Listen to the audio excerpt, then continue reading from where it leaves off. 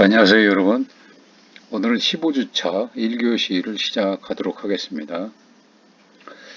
에, 여러분, 이제 말이 지금 15주차인데 실제적으로 결강 주수가 있기 때문에 그 보강을 이제 다음 주에 시작을 하죠.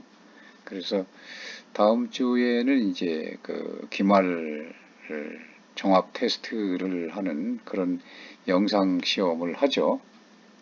그래서 오늘이 이제 끝나면은 다음 주에는 한 뭐 20분이나 30분 정도 1교시에 수업을 간단하게 하고 그것이 끝나자마자 바로 이제 기말 과제 영상 그 시험 감독을 하면서 그렇게 진행을 할 겁니다. 1시간 동안 전체 대상이 돼서 여러분들이 이제 그 서술형으로 답안을 이제 풀어야 되는 그런 거죠. 얼굴과 손이 보일 수 있도록 휴대폰으로 장치를 해놓고 실시를 해야 됩니다. 그래야 출첵과 시험 감독이 이루어지죠. 자, 오늘 1교시를 시작하도록 하겠습니다. 지난 시간에 이어서 인간과 동물의 그 화해 표현을 이제 알아보도록 하겠습니다. 인간이 생태계를 보존해야 한다는 것, 이것과 마찬가지로 인간의 그 생명을 지닌 다른 종과의 관계에도 우리가 관심을 가져야죠. 그래서 결과론적으로 공존의 길을 가도록 해야 된다. 그래서 먼저 인간이 동물보다 우월한 그런 존재라는 어떤 대안적 그런 기초 논리가 있는지부터 한번 살펴보도록 하죠. 두 가지 가능성이 있습니다. 이것은 적절한 차이가 경험적으로 발견될 수 있는 것인지 아닌지 이 두 가지인 것이죠. 많은 사람들은 모든 그런 어떤 이, 이 인간의 영혼이 모든 존재가 모두가 인간은 모든 인간은 그 영혼을 가졌다. 동물은 그러나 영혼을 갖지 않았다. 이렇게 생각을 합니다.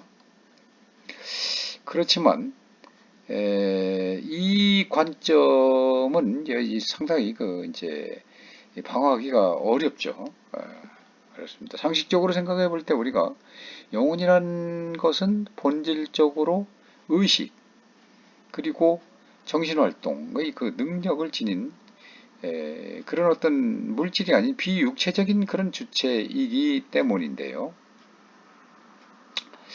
만약 영혼이 의식의 주체라고 한다면 우리는 이 동물이 영혼을 지닌 것을 마지못해 시인해야 한다든지 아니면 이상하지만 그들을 마치 이 자동장치와 같은 것이라고 결론을 내려야만 할 수밖에 없습니다. 영혼에 관한 이 양자택일적 개념, 이것은 영혼이 인간의 육체에 인간의 인격 능력을 불어넣는 그런 구성의 원리라고 생각할 수 있는 것입니다. 이 개념에 의하면 마치 이 동상의 모양이 동상의 재질로부터 분리되지 않는 것처럼 영혼 또한 몸으로부터 분리되지 않는다는 것을 의미하는 거죠. 그렇지만 만약에 영혼의 본질이 그의 어떤 신체가 구성하는 능력 안에 나타난다면 심각하게 성장이 지체된 그런 사람은 이성적 영혼을 가지지 못한다는 그런 결론을 내려야 하는 것이죠. 이 이론 논리로 본다면 인간과 다른 동물들 사이에 뿌리 깊은 그런 차이점은 없는 것입니다. 영혼에 관한 다른 개념들은 이 같지 않음에 의해서 정의되는 그런 경향이 있습니다. 예를 들자면 영혼은 신체도 아니고 의식도 아니며 이 두 가지 본질적 결합도 아니라는 그런 것입니다. 모든 인간과 동물들 사이의 이 도덕적으로 중요한 차이점이 있는데 그것은 설명할 수 없는 것이 아니며 타고난 문제라는 것을 생각해 보는 그런 것은 바로 필수적인 것입니다. 왜냐하면 이 심리학적으로는 획일적인 차이점이 없지만 이 자연적인 특성상의 차이점은 육체적일 가능성이 있기 때문입니다. 그렇지만 그렇다고 한다면 인간이라는 이 종이 다른 종들과 어떻게 구별되는가?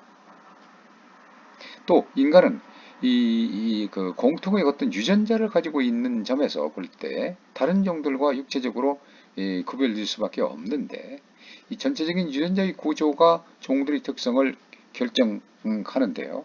사실상 이 기준들을 개통적이며 어떤 부모의 유전적 산물로서의 인간의 특징을 결정하게 된다는 것입니다. 아마도 이 방법이 인간을 다른 종들과 구별짓는 가장 좋은 방법이 될 수가 있을 겁니다. 그렇지만 인간 종에 있어서도 이러한 기준이 도덕적으로 중요하다는 이 가정을 거부하는 그 결정적인 이유가 있습니다. 유전자형 자체의 모습이 어떤가 하는 것이 매우 이 불명료한 점과 그리고 표현형의 그 실체가 독립적이라는 점이 도덕적으로 아주 중요한 겁니다. 그리고 인간과 인간이 가장 가까운 친척이라 할 수 있는 침팬지 사이의 그런 유전적 차이점은 아주 적은 비율의 차이밖에 없다는 것입니다. 인간과 침팬지는 98.4%의 유전자를 공유한다고 합니다. 대부분의 경우에 있어서 유전자형에서 1.6%의 차이가 표현형에서 이 풍부하고도 중요한 차이점을 드러나게 됩니다. 그러나 이러한 차이점은 우리가 보아왔듯이 심리학적인 자질일 뿐이고 모든 인간을 다른 동물로부터 구분짓는 요소는 아닌 겁니다. 유전자형이 그 자체로 도덕적으로 무관한 것이라는 것을 올바르게 인식하기 위해서는 다른 종들로부터 유전자를 조합하는 기술에 의해서 가능한 여러 가지 경우들을 살펴볼 수가 있습니다.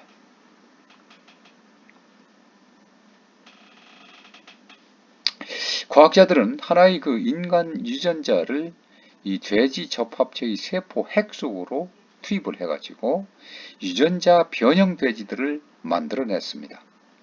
그들의 목적은 파기적 면역 반응을 유발시키지 않고 인간에게 이식할 수 있는 간을 가진 돼지를 만드는 것이었습니다. 즉, 각각의 세포마다 인간의 유전자 하나씩을 가진 돼지를 만들어낸 것이었는데요. 이것과 똑같이 하면 하나, 두 개, 세 개 또는 그 이상의 인간 유전자를 지닌 침팬지를 만드는 것도 가능해지는 것입니다. 이 가능성들의 결과를 한번 상상을 해보죠. 첫 번째 결과는 한 개의 인간 유전자를 지닌 침팬지입니다. 다음으로는 두 개의 인간 유전자를 지닌 유전자 변형 침팬지이죠. 그리고 계속하면 침팬지들은 침팬지 유전자를 하나씩 덜 가지게 될 것이고 침팬지들은 인간 유전자를 하나씩 더 가지게 될 것입니다.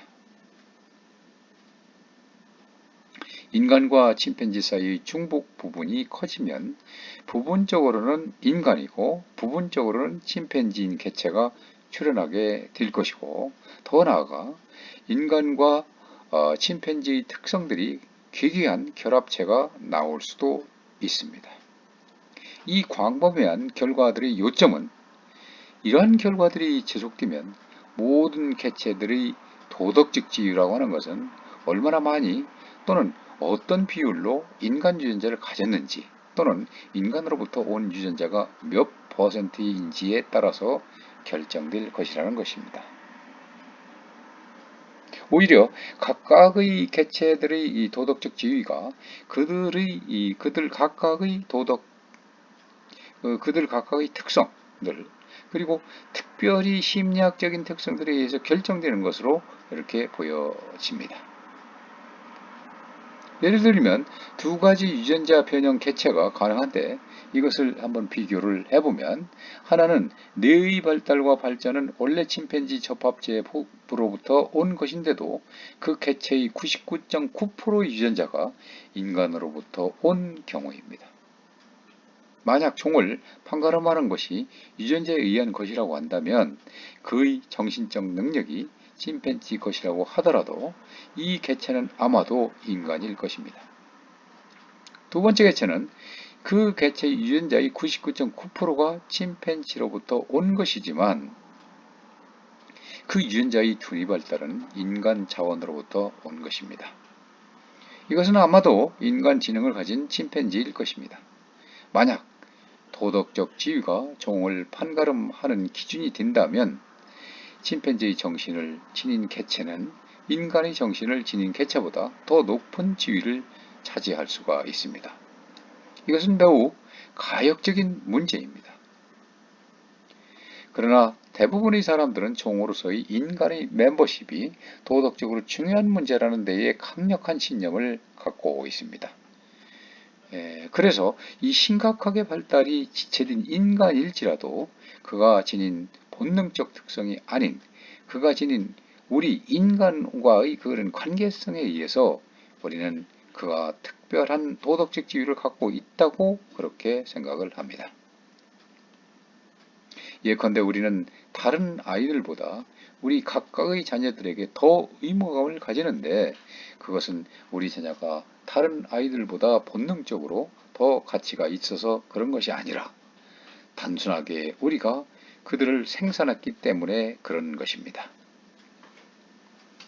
똑같은 논리로 본다면 우리는 뛰어난 능력을 지닌 동물보다 발달 지체의 인간에게 더 많은 의무감을 가지는데 그것은 단순하게 우리가 모두 인간이라는 것, 다른 말로 한다면 같은 종에 속한다는 데에서 연유하는 것입니다. 인간 종으로서의 멤버십을 공유하는 것이 도덕적으로 중요한 관련이었는가? 그 관계는 단순히 생물학적 유전학의 문제이면서 그래서 지금은 이 대부분의 사람들이 편견의 원천으로서 거부하는 같은 인종 간의 멤버십과도 유사한 것입니다. 그러나 논의 전개를 위해서 위해서 인간 종의 멤버십은 특별한 관계임을 한번 가정을 해보겠습니다. 그러면 그것이 심각한 발달 지체 인간과 비슷한 수준의 동물을 대하는 우리 태도의 차이를 정당화할 수 있을 만한큼 중요한 것인가? 하지만 오늘날의 진화론은 인간만이 도덕적 행위 능력을 갖고 있다는 생각에 의문을 제기하고 있습니다. 그렇다고 해서 동물들이 이 도덕적 행위 능력을 지녔음을 증명하지는 못하고 있죠. 다시 말해서 인간에게 어떤 고유한 그런 그 도덕성을 동물도 갖추고 있음을 분명히 보여주지는 못하고 있는 것입니다. 그렇지만 이 도덕성을 가졌는가의 여부는 동물들을 도덕적 배려의 대상으로 해야 하는지의 여부와는 전혀 무관한 것입니다. 설령 도덕성을 갖추지 못했다고 할지라도 그들은 여전히 도덕적 고려의 대상일 수 있기 때문인 것입니다. 이제 이 미래사의 전망과 관련된 주제로 얘기를 해보도록 하겠습니다. 우리가 중요한 것이 바로 경계와 차별을 넘어서야 된다라는 것이었죠. 21세기 최대 난점인 인간성 몰락과 공동체의 문제, 그리고 이 생태계 파괴의 문제, 이것은 이미 20세기 말에 대두된 문제였습니다. 우리가 앞서서 그렇게 얘기했던 데카르트적 이성의 부정적 업적에 대한 서양학자들의 우려는 소위와 지배, 그리고 환경 파괴에 대한 바로 교훈으로부터 시작되었던 것을 앞서서 우리는 설명을 한 바 있습니다. 일찍이 이 호크하이머 또 그 아도르노는 1944년에 인간의 해방을 목표로 한 계모의 자기 파기를 말한 바가 있습니다. 그들은 진보적 사상의 가장 일반적 의미에서 계몽이라고 하는 것은 사람을 공포로부터 해방하고 그들의 주권을 확립하고자 했으나 완전히 계몽된 지구는 양양한 재난으로 빛나고 있다 라고 이렇게 갈파를 했죠. 이 푸코가 초기부터 이성이 인간 현실의 단순화와 사회적 통제의 도구임을 밝히려고 했다면 이 데리다는 이성은 물론 모든 언어적 표상 아래에 숨어있는 영원한 부재와 공허를 지적하는 것을 그의 철학적 노작의 초점으로 삼았던 것입니다. 나아가서 이 도덕적 발전과 자아의 정체성이란 글에서 나타난 바와 같이 사회적 이성에 대한 하버머스의 관심은 무엇보다도 조화된 사회의 구성에 필요한 이성, 즉 인간 생존의 여러 규범적 차원과 도덕적 차원의 기초를 부여할 수 있는 이성을 찾아내는 데 있다고 할 수 있습니다. 이것은 사이에서의 상호작용, 즉 자신의 욕구를 인지하고 또 다른 사람과의 관계에서 그것을 실현하고 수정하고 또 그러한 과정을 통해서 이 사이의 일반적 구조를 반성적으로 내면화함으로써 이루어지는 것입니다. 이러한 성숙의 과정에서 중요한 것은 인식자의 결정이 아니라 사회적 상호작용에서 형성되는 능력 또는 이 상호작용의 능력인 것입니다. 다시 말해서 인식이 관계되는 이성이 아니라 사회생활의 이성인 것입니다. 하버머스는 1968년에 이데올로기로서의 그 기술과 과학이라는 글에서 인간과 인간 사이의 의사소통의 파기와 비극을 시정하는 길만이 오늘의 기술 문명의 비인간화 현상을 해결할 수 있는 길이다. 이렇게 주장하면서 그 서양의 문명 사회가 과학기술의 합리성과 도덕성을 토대로 자연을 정복, 또 착취, 파괴하고 급기야는 인간과 사이를 지배, 억압, 파괴하는 비인간적이고 억압적인 기술 문명으로 변질했음을 탄식하였던 것입니다.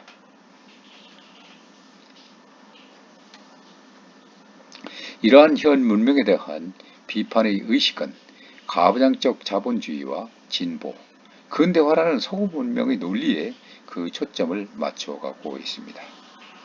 가부장제의 이 출현이라고 하는 것은 여성과 자연을 함께 평가절하하는 그 이원론적인 이데올로기와 맥을 같이 하고 있습니다. 그런데 이 가부장적 이원론의 뿌리와 그 전개 과정을 살펴보면 보다 고차적인 질서와 그에 상반되는 저급한 여성과 자연성과의 그 상관관계가 바빌론 사상으로부터 히브리 사상, 나아가서는 그리스 사상으로 옮겨감에 따라서 극적으로 변화를 해왔습니다. 이 가부장적 자본주의는 경제 논리로 생활의 본질적 부분들을 도시하였고 이 자연을 오염시켰으며 물질적 가치로 환원될 수 없는 많은 정신적 가치들을 축출했습니다.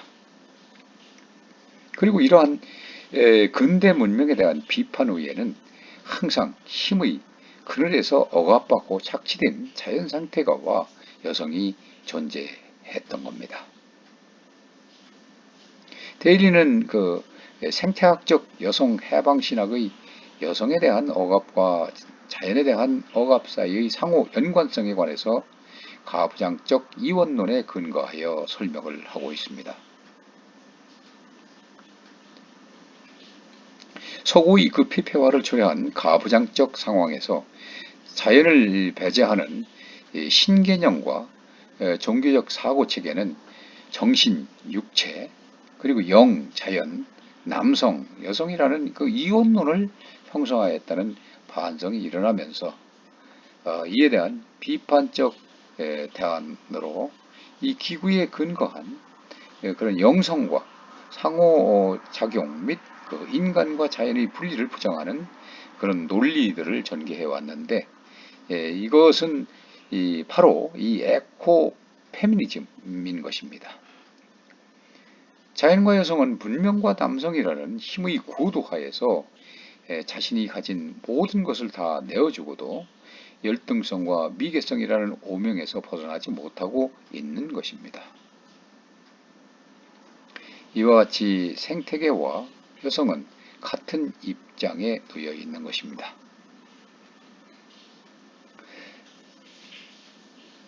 따라서 여성 해방과 자연 생태계 해방이라는 이 동일 목적을 위해서 새로운 세계를 만들려는 그런 운동이 일어났는데, 이 생태학적 여성 해방주의가 바로 그것인 겁니다. 여성 해방주의. 여성 해방주의는 처음부터 남성과 여성의 관계뿐만 아니라 인간과 자연의 관계 개선 및 회복에 많은 관심을 가져왔습니다.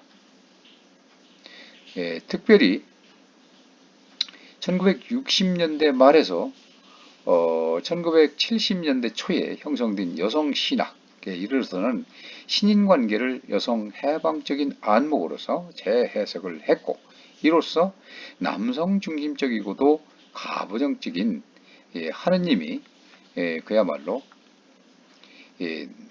남성 우월 그리고 여성 열등이라는 이런 지배구조를 낳게 됐죠. 그 결과 여성 멸시와 연결되는 자연 멸시마저 정당화되었음을 신학적 주제로 삼아 왔습니다. 이 그런 과정 속에서 이 창조주, 또 인간, 또 자연 이런 관계를 상호 대립 및 주종 관계가 아닌 상생적, 총체적, 상호적 관계로 보는 그런 생태학적 전망이 조성되게 되었고, 그것이 환경 문제가 큰 어떤 위기감으로 대두된 80년대에 들어와서는 생태학적 여성 해방 신학이라는 뚜렷한 개념으로 자리를 잡게 되었던 것입니다. 이 생태학적 여성 해방주의, 이것은 정신과 물체의 이원론을 주장한 데카르트의 근본적 자연관의 비판적 극복을 바로 제창한 것이었습니다. 서양 철학의 그 기론적 자연관이라고 하는 것은 원자적인 물질로 된 자연을 상정하고 있는데, 이러한 자연은 무가치적이고 무목적적이다. 또한 자연이라는 전체는 각 부분의 산술적인 합에 지나지 않는다 라고, 그래서 전체와 부분 사이에는 기계적인 그런 관계밖에 존재하지 않는다. 이러한 자연관에서 자연과 인간과의 관계는 정신과 물질이라는 이원론이 전제돼서 인간은 사유하는 주체가 되고 자연은 그 대상이 되게끔 되었던 겁니다. 이것은 인간이 자연에 독립적으로 존재하고 그리고 자연에 의존하지도 않아도 되는 이런 관계를 말하는 것입니다.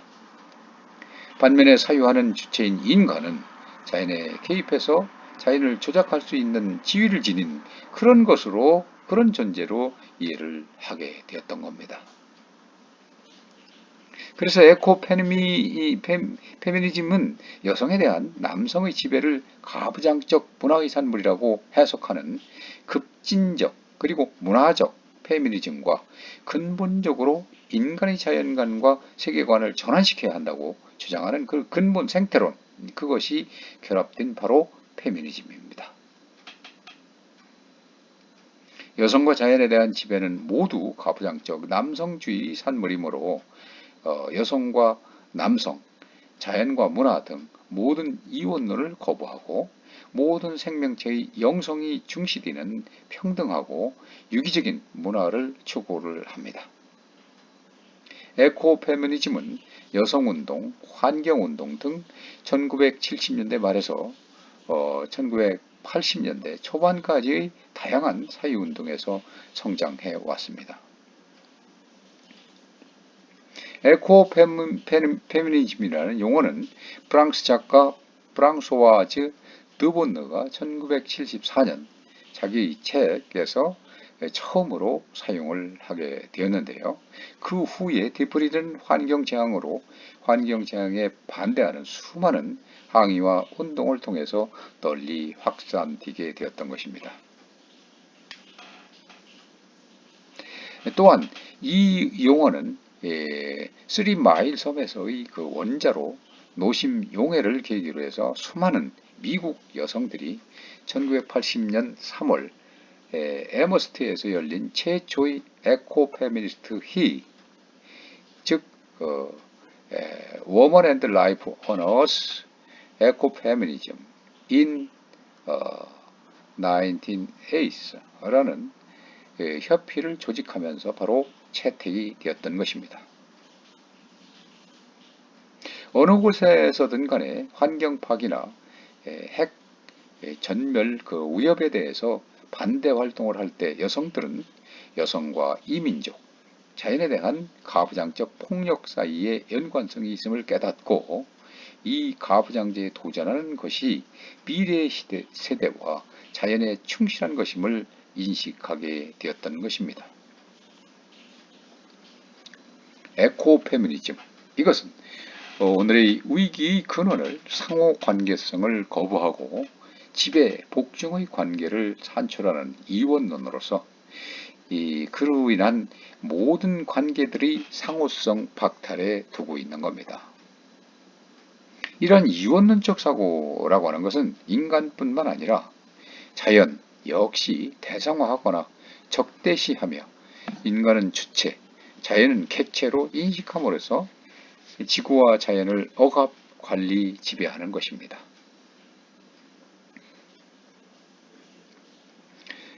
그러나 지금은 이 분리, 지배, 차별 같은 이런 남성 원리를 상호관계와 조화, 지향의 여성적 힘으로 대치해야 하는 그런 시대인 것입니다. 그렇기 때문에 이 생태계 전체의 균형과 상호관계를 추구하는 이 생태학적 철학과 생명의 균형과 상호관계의 회복을 지향하는 여성 해방론이 같은 맥락을 띈다는 것이 바로 에코페미니즘의 요지인 것입니다. 에코페미니스트들은 환경정치학이 여성들에게 특별히 친화력이 있으며 성차의 그 정의와 착취, 그리고 자연 환경의 파괴 사이에 연관이 있음을 바로 주장하고 있습니다.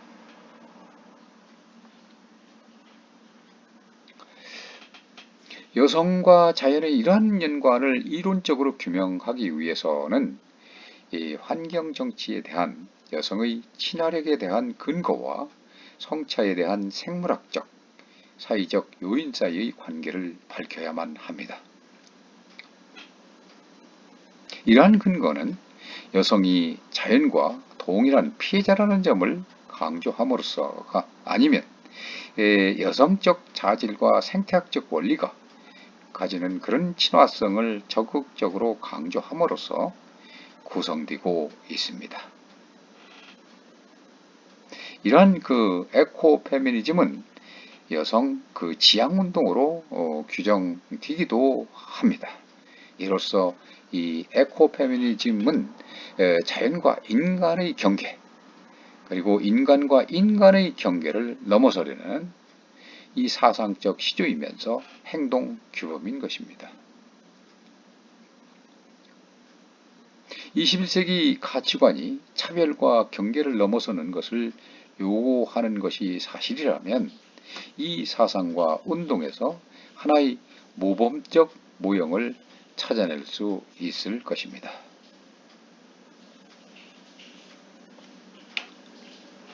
그래서 보편윤리를 한번 모색을 해보면 18세기에는 자기를 이해하는 데 있어서 급격한 이 타자성, 그 상관관계를 인정한 데 반해서 19세기와 20세기에 있어서는 근대 서구의 이 정신성에 대한 일체의 도전을 인정하지 않았습니다.